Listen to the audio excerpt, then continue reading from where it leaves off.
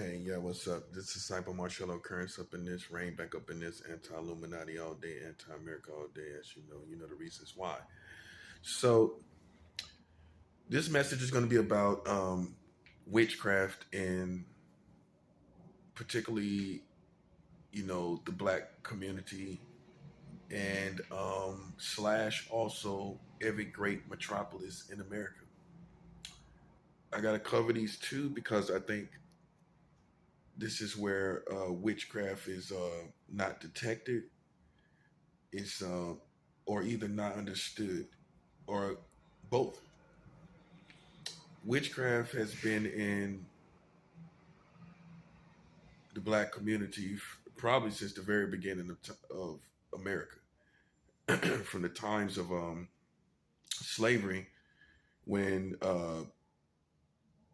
people would practice hoodoo. I would say hoodoo. Hoodoo is the one that uh, goes back to those times.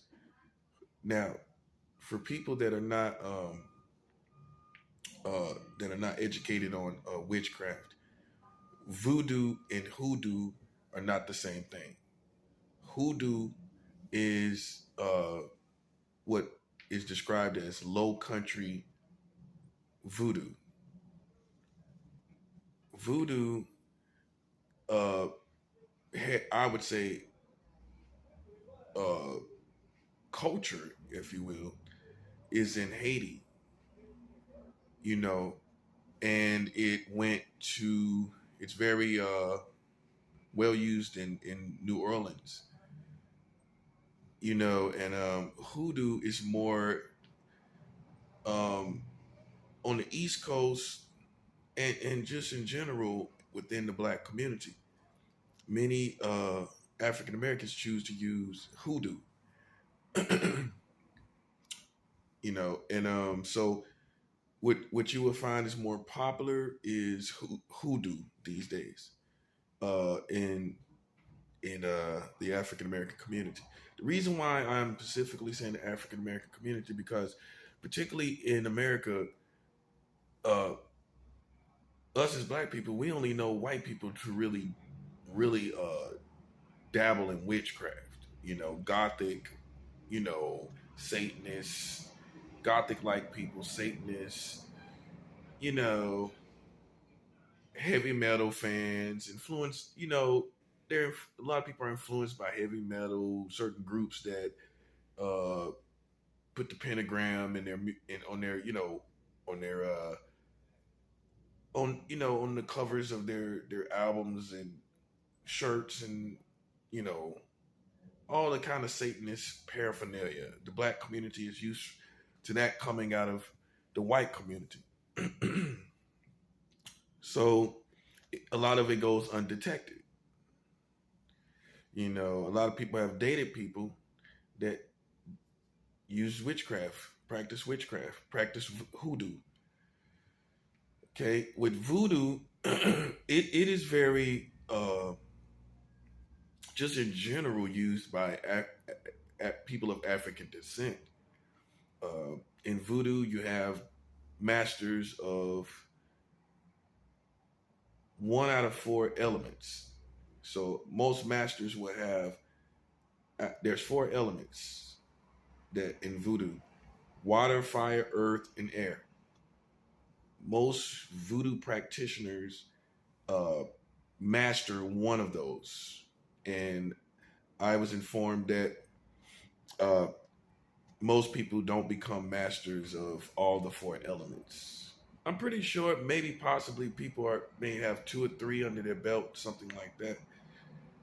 But how I was informed is on the average, one of the voodoo practitioners here in America or in general, will master one of the elements. So they will become voodoo masters of fire or voodoo masters of air, voodoo masters of earth, or voodoo masters of water.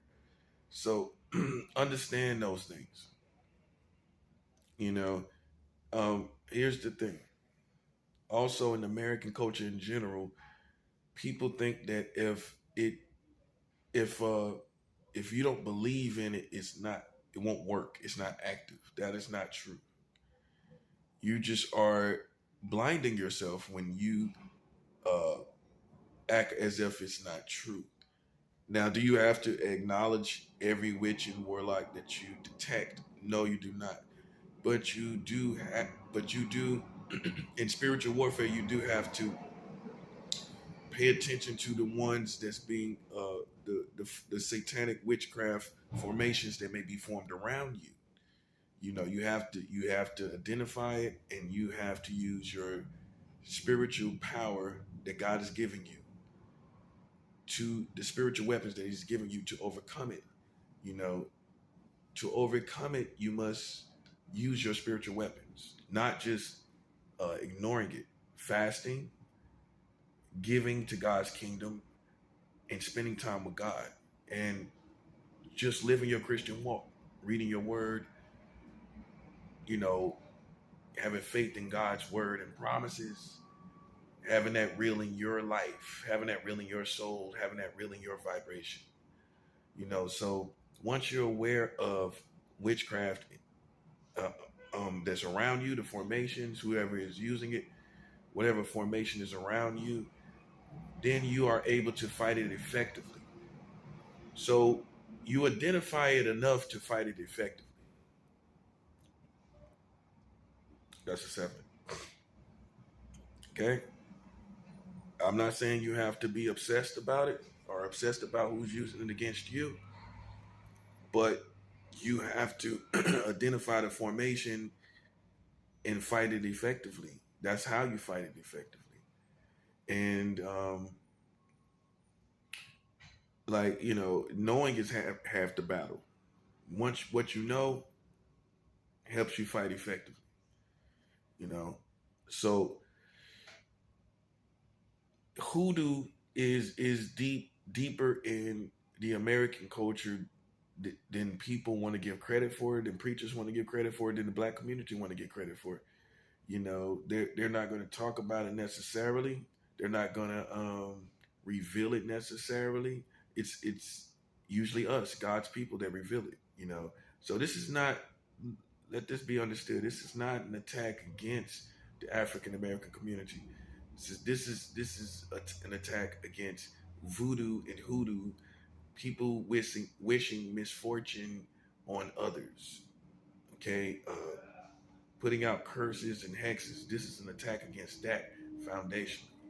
That's what this is about. I'm going to be talking more about it because, in particularly the black community, because it's young witches and warlocks out there now. Now that you have the internet and you have YouTube and people pick up information and they use this information, and it's easier for them to practice it or learn to practice it in their homes. They don't have to really go anywhere. They can go on YouTube and get the basics, you know, and go from there, and then get references and, you know, resources to practice their witchcraft that they practice. So once you realize this, once you are aware of hoodoo, then you can you can, like I said earlier, you can begin to fight it wherever it's at, you know. But as a culture, it's deep in the African American culture. That's what I need you to understand. It's deep. It's not the strange people. It's not the people you suspect. It's not the people that's wearing all black all the time. You know, it's not even the people that have beads or they look like they could be practicing some form of spirituality. Not all the time. Not all the time. Sometimes it's it's people that look like dress just regular, just dress everyday clothes, everyday hats, everyday shoes, every apparel, and that's what a lot of Americans are not aware of. That it's not witches and warlocks don't necessarily have a look. You know, if you that's the first thing you gotta understand. They don't necessarily have a look. You know what I'm saying? Most witches and warlocks have a certain percentage of secrecy that they operate on just because of the stigma of witchcraft in America or in the world.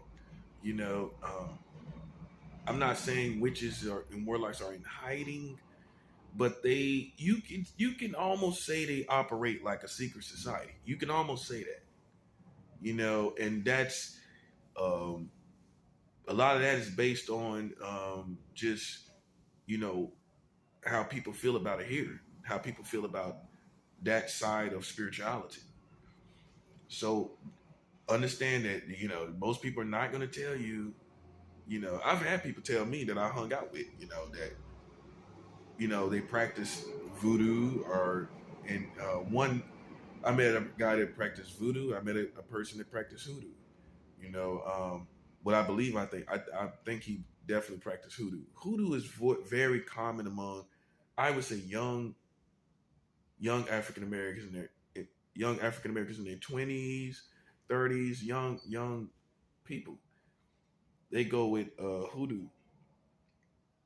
Very I'm not gonna say one is more elevated than the other, but you know, but I would say that voodoo has more of an ancient design than and more experience than hoodoo. That's what I would say. But practicers of hoodoo, I think one would be Dr. Buzzard, and he comes from the Carolinas. The other one, a high-ranking practitioner of voodoo, was Mary Laveau.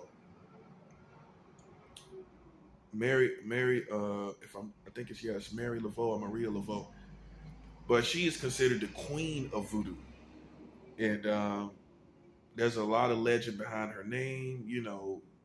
And being out in New Orleans, there's a lot of legend behind her name. Dr. Buzzard, many people don't know too much about him, but he practiced hoodoo, and he comes from the Carolinas. See, where I'm from in the Carolinas, it's the closest thing to New Orleans. We have a high level of spirituality there, on both sides. The difference between us and New Orleans is we have um, we have heightened spirituality, not only in voodoo and I mean in hoodoo particularly more in the Carolinas. We don't only have a heightened level of hoodoo or even voodoo. We also have a high level uh, of spirituality on the good side, God side, you know, and with the Christians, we're not like um, most. I'm be very honest. Most Christians, maybe around the country, and we're very very spiritual people. Um, Billy Graham comes from my. It was raised in my hometown. He was raised in Charlotte, and he stayed in Charlotte. I think up until he stayed in North Carolina, definitely up until he passed 4 years ago. Um, he's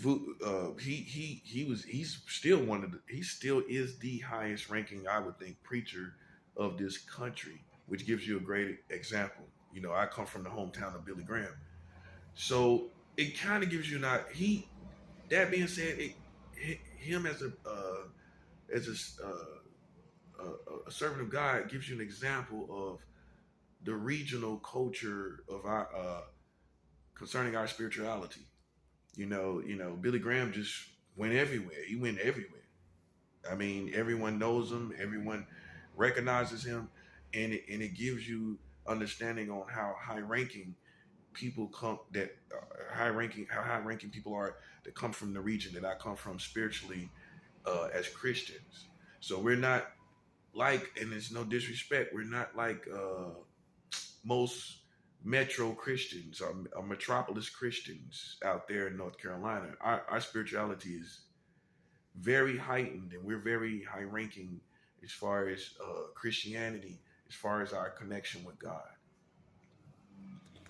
This helps our enemies understand, like people that play with my side, understand that we're not like the city Metropolis Christians that they're used to. We're not like that. We fight. We use spiritual weapons. We understand our enemy. We understand, whether they be in the flesh or enemies of that are human or spiritual enemies, demonic spirits. Uh, we understand all of that, and we operate according to that. So that's what our enemies don't understand. Like they've had, most people that live in a big city has had um, uh, either an experience in Catholicism uh, or just a basic dry Christianity that isn't heightened in spirituality. It's not God's will for Christianity to be practiced without a heightened level of spirituality. That's a 7.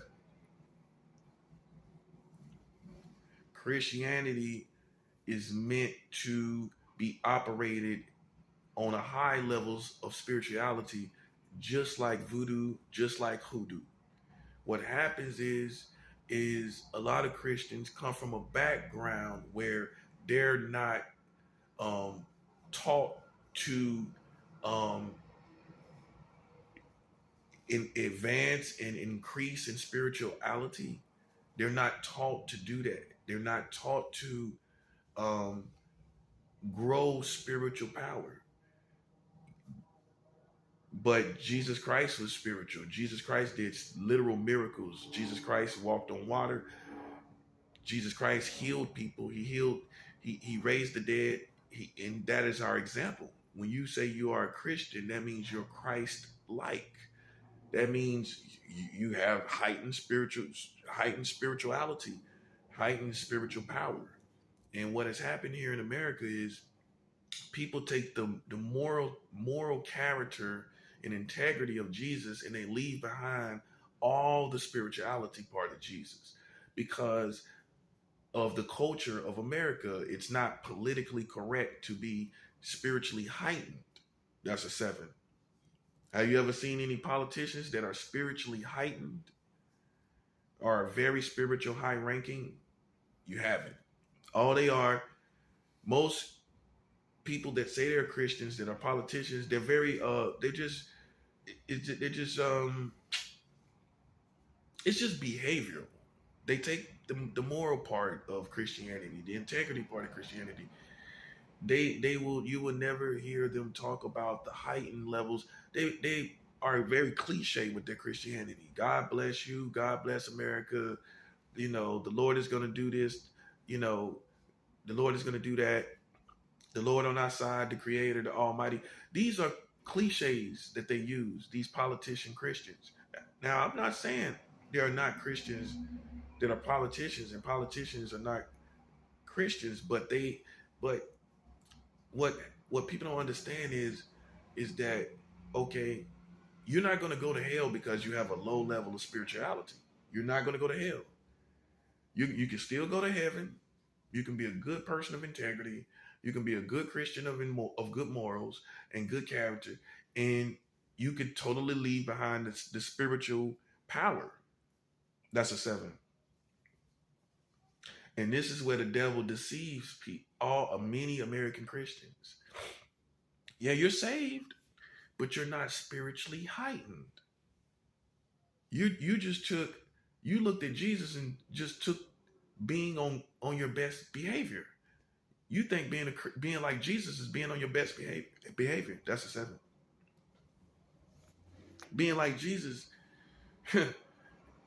is very deep, and I'm probably gonna do teachings on that because being like Jesus has been reduced down to, like I said, a certain behavior, a certain attitude, a certain way of just character, and that's good. That's what you're supposed to have. You can't have spiritual on God's side. You can't have spiritual heightened power with no morals and character. You have to have that, but it's not the fullness of who Jesus is. And it's not the full character of Jesus. That's a seven. The full character of Jesus is good character, integrity, all the morals, pure in mind, heart, and soul, and also the spiritual power, raising of the dead, opening blind eyes, healing the sick. See, this is not beneficial for non-Christians to have among them. So what they do, what has happened in American culture, there have been agents that have influenced the Christianity here to be just of good morals and good character.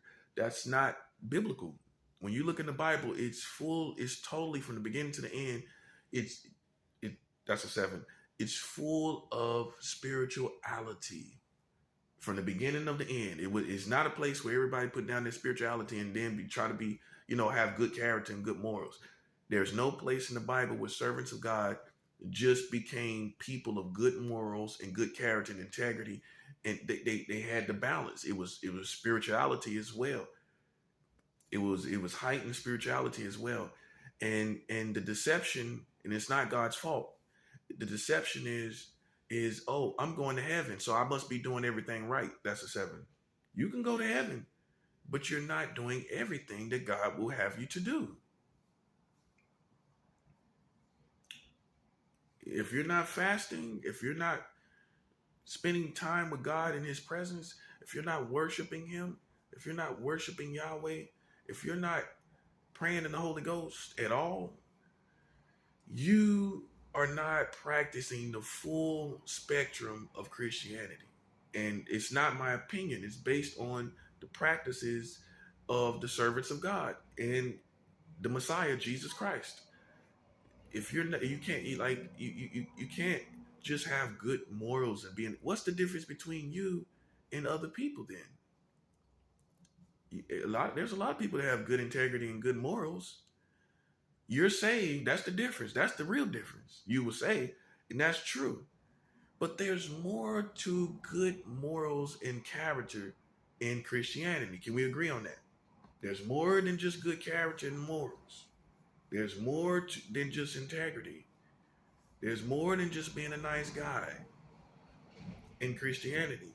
And this is the part, I say all that to say this. This is the part that will help you defeat these witches and warlocks. Your good character and morals will help you in a war and give you victories over your enemies, because they will reap what they sow. The Bible makes it clear God is not mocked. Whatever a man soweth, that's exactly what he shall reap.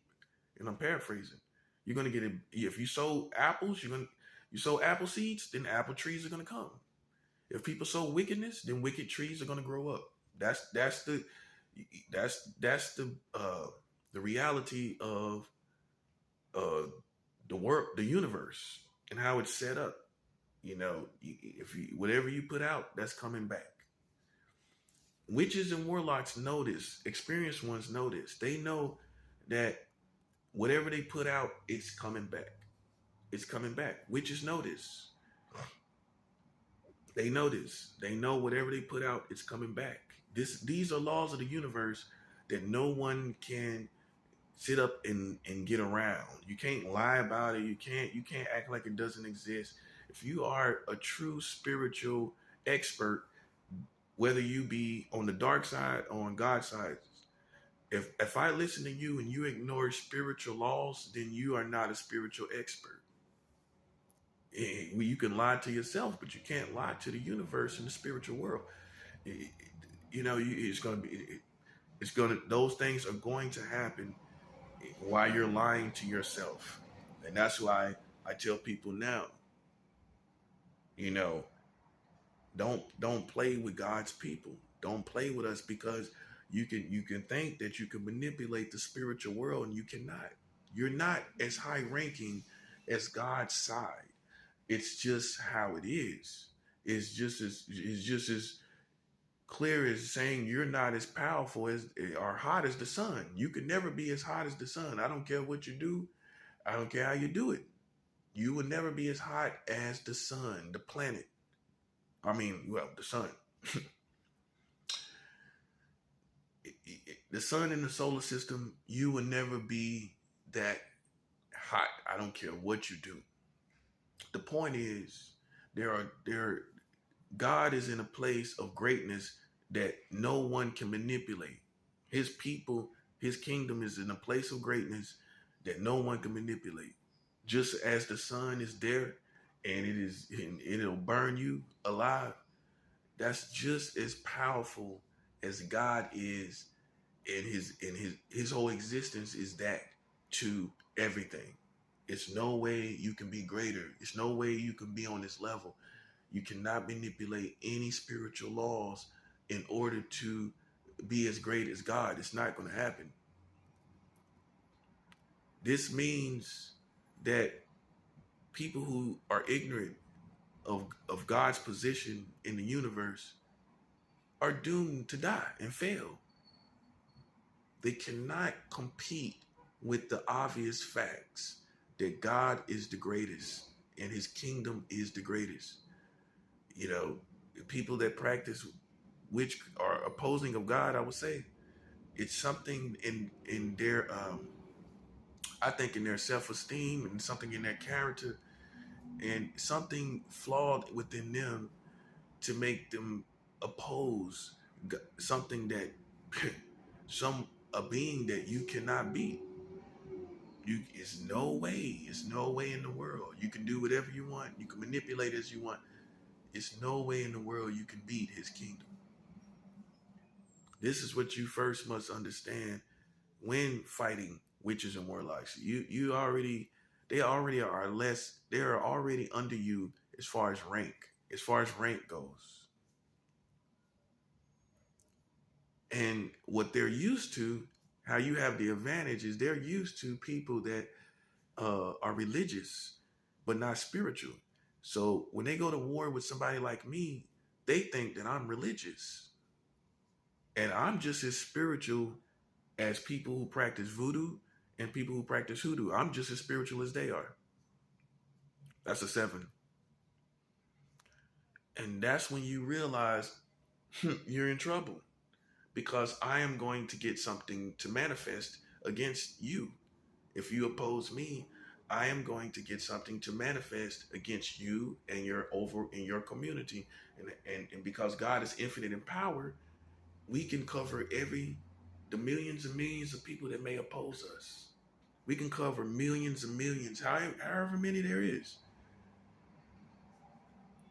Right now, there's 6 billion people in the world? That's all it is, 6 billion people. They say that it's soon to be 7 billion people. But 6 billion people, God can cover. God can cover 6 billion, 7 billion, even 1 trillion people.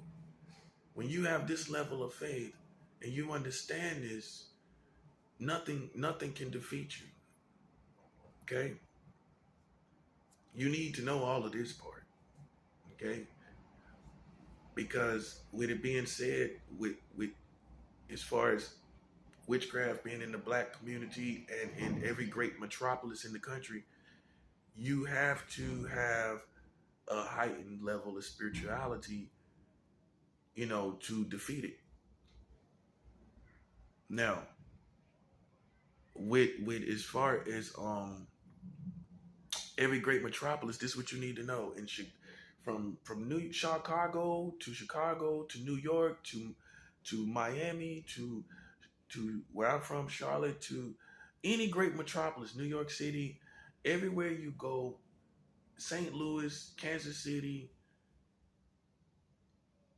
Dallas, Phoenix, Los Angeles, Seattle, Sacramento, all those places definitely have witches and warlocks that's practicing high levels of witchcraft. This is what you have to be conscious of, because you're not conscious of the grid, the spiritual grid. That's a 7. You're not conscious of the spiritual grid.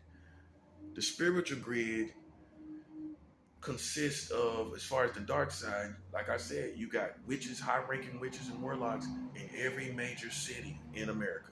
whether you accept it or not.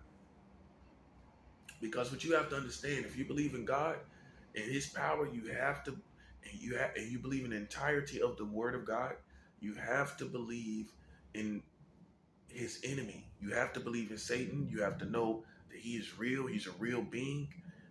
He has a whole army. He has a whole kingdom. He's not just by himself. He has 1/3 of angels that went with him from heaven. They're working. They're working in the world right now as we speak. They're in the current affairs. They're aware of the current affairs of all things. Satan, as a being, is aware of everything that you're aware of in the world. As far as all the precedents, he's aware of who's in power. He's aware of all of that, and you have to be understanding of that. He's not just sitting there.